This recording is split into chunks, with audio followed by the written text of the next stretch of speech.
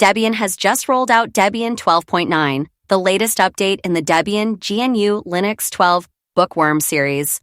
This release marks the 8th ISO update for Bookworm and arrives a little over 2 months after version 12.8.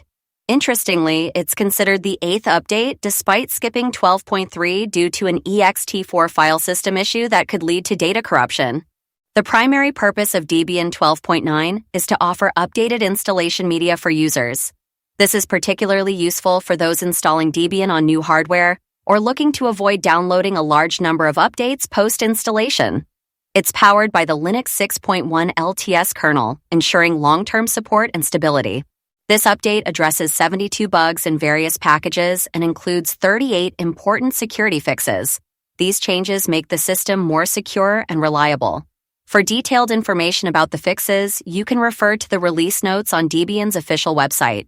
Debian 12.9 installation images are available for a variety of hardware architectures, including 64-bit, AMD 64, 32-bit, i386, PowerPC 64-bit Little Endian, PPC 64L, IBM Systems S320X, MIPS 64-bit Little Endian, MIPS 64L, MIPS 32-bit Little Endian, MIPSL, ARML, ARM-HF, and ARCH64, ARM64.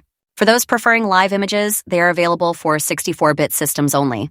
These live ISOs come preloaded with desktop environments like KDE Plasma 5.27.5 LTS, GNOME 43.9, Xfce 4.18, Cinnamon 5.6.8, Mate 1.36.0, LXQt 1.2.0, and LXDE 0.10.1. There's also a standard live ISO that doesn't include a graphical user interface. If you're already using Debian 12 Bookworm, you don't need to download these images.